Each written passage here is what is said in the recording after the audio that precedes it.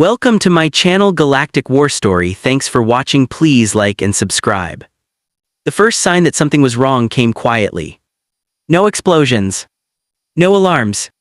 No invasion fleets burning through the sky. Just a signal. Dr. Elias Carter almost missed it.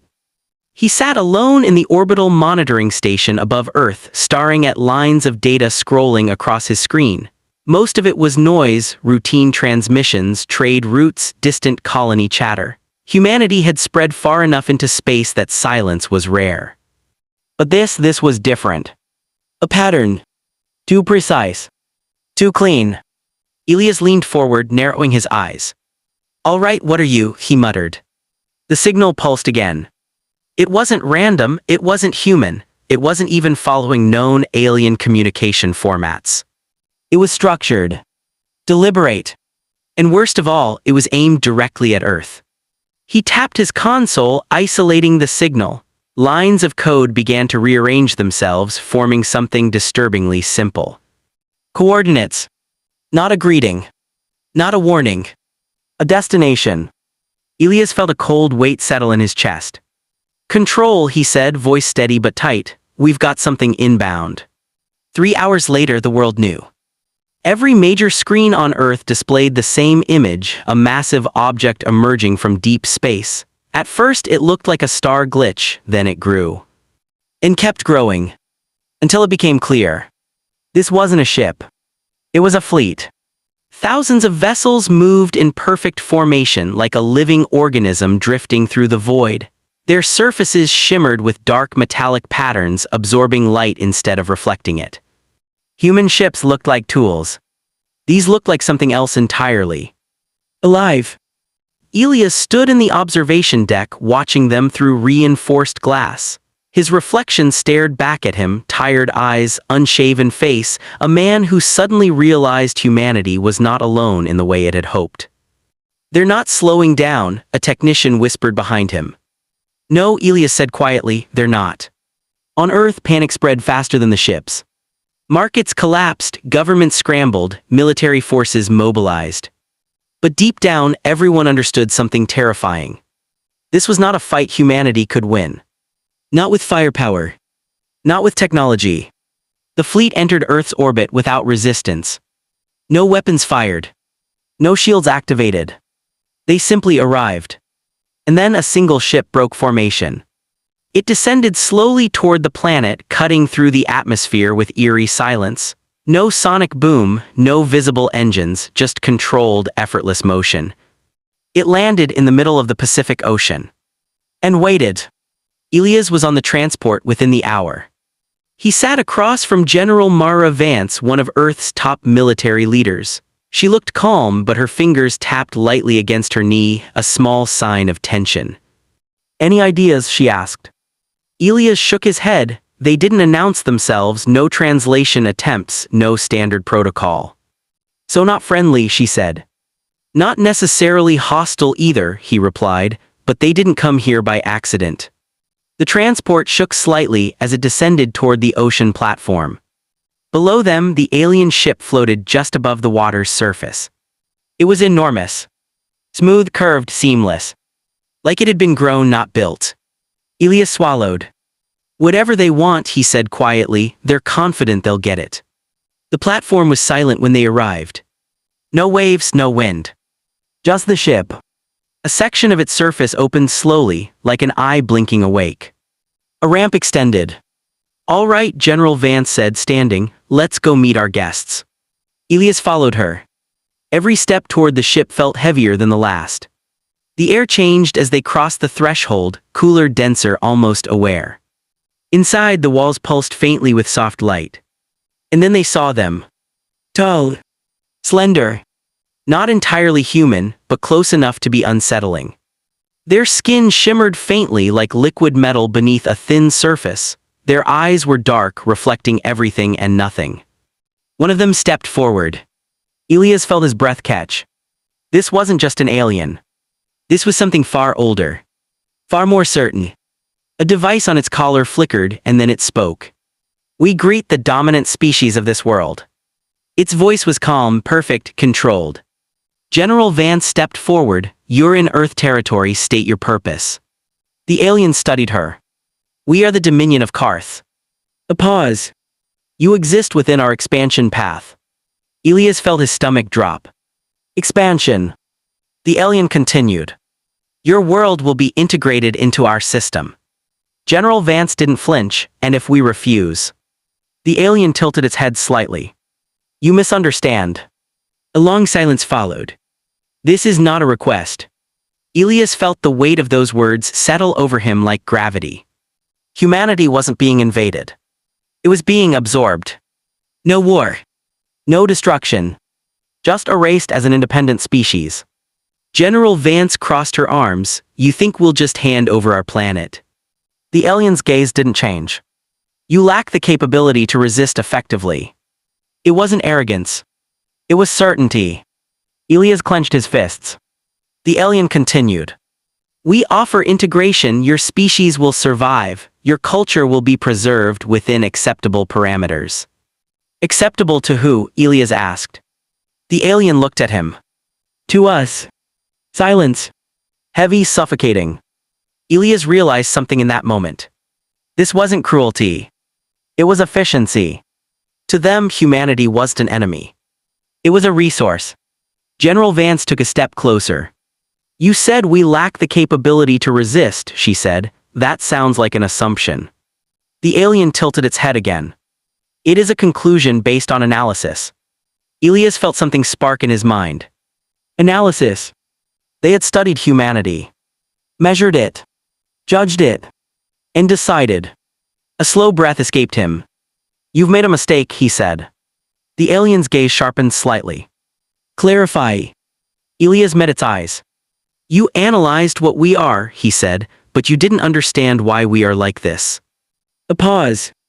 And for the first time, the alien didn't respond immediately. Far above them the fleet waited. Silent. Endless. Unstoppable. And on a small platform in the middle of an ocean, one human dared to suggest that they had misunderstood something fundamental. Something dangerous. Something human. The alien did not move. But something changed. Elias could feel it. A shift. Small, subtle but real. "Explain," the alien said. Elias exhaled slowly. "You think power is everything," he said. "Control, efficiency, expansion, that's how you measure strength." "That is correct," the alien replied. "And that's your weakness." General Vance shot him a quick look but said nothing. The alien's eyes narrowed slightly. "We detect no weakness in our structure." Elias nodded. "Of course you don't, because you're not looking for it." He took a step forward. "You've built something perfect," he continued. "A system that doesn't tolerate failure, doesn't allow deviation, doesn't adapt unless it's controlled." The alien remained silent. "And that works," Elias said, "until it doesn't." Back on Earth, the situation worsened. The fleet remained in orbit, unmoving but overwhelming. Governments debated, militaries prepared. But no one acted. Because everyone knew the truth. If they fired first, humanity would not survive the response. Inside the alien ship, the tension thickened. The alien spoke again. "You are attempting psychological manipulation." Elias almost smiled. "No," he said, "I'm explaining something you missed." He gestured around them. "You built this, all of it, perfect systems, perfect control, but humans." He shook his head. "We're not perfect." The alien responded immediately. "We are aware." "Not like this," Elias said. "We fail," he continued, "constantly. We make bad decisions, we fight each other, we break things that work." General Vance raised an eyebrow slightly. "Speak for yourself," she muttered. Elias ignored her. "And because of that," he said, "we learn things you can't." The alien stepped closer.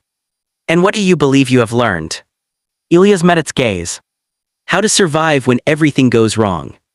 A pause. Longer this time. The alien turned slightly, as if communicating with something unseen.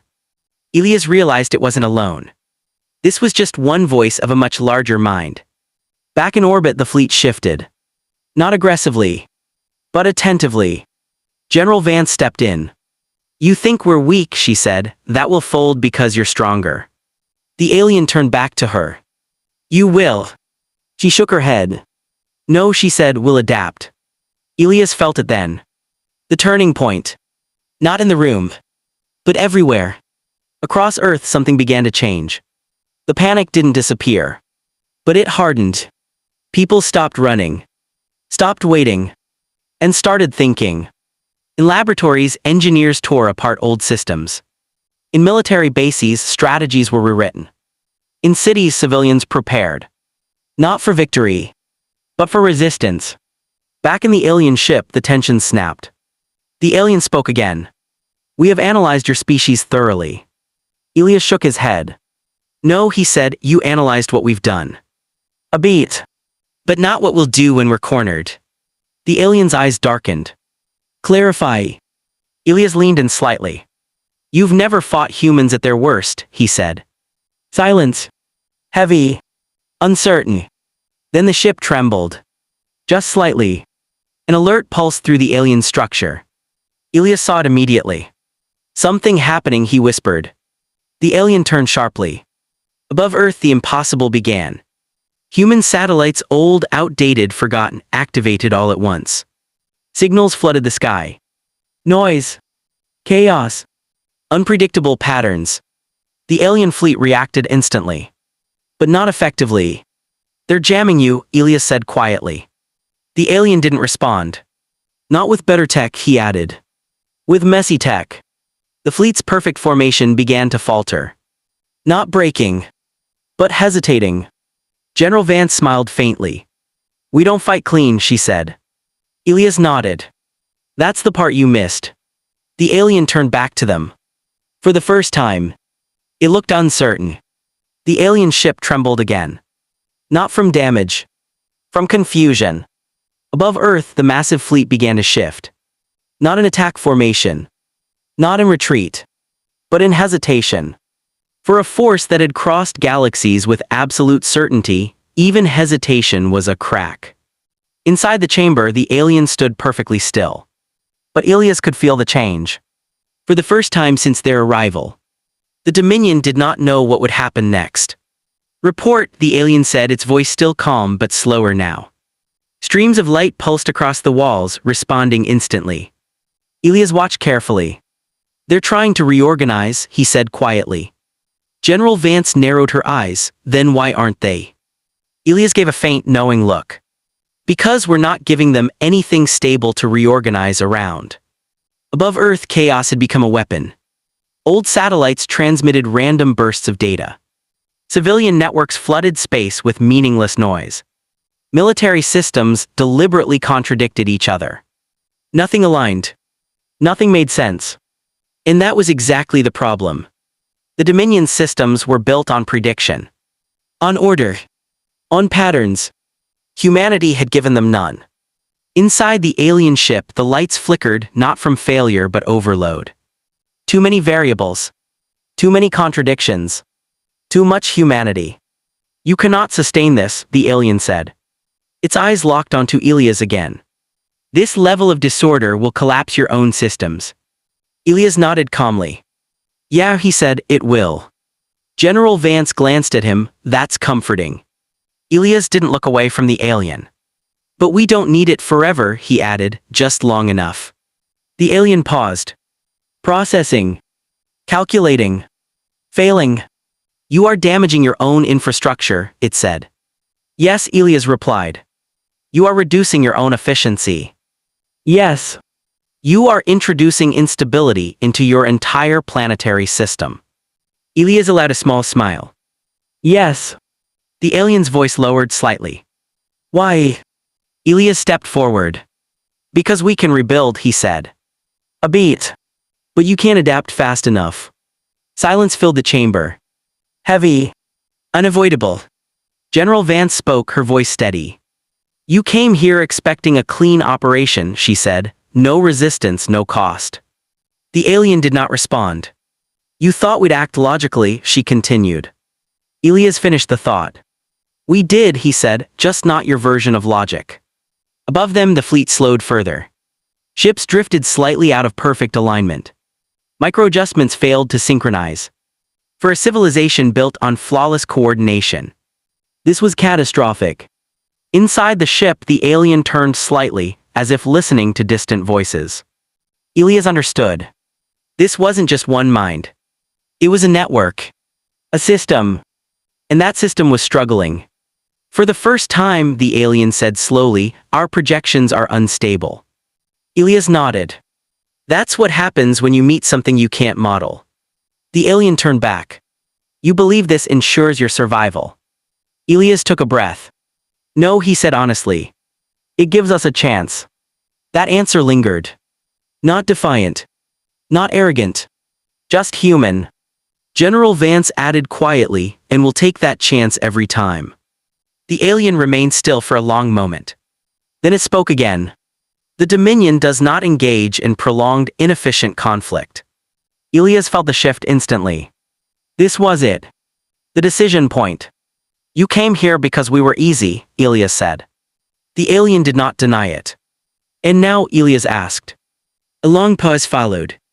Long enough that even the hum of the ship seemed to fade. Finally, the alien answered. Now you are not. Above Earth, the fleet changed direction. Slowly. Deliberately. Away.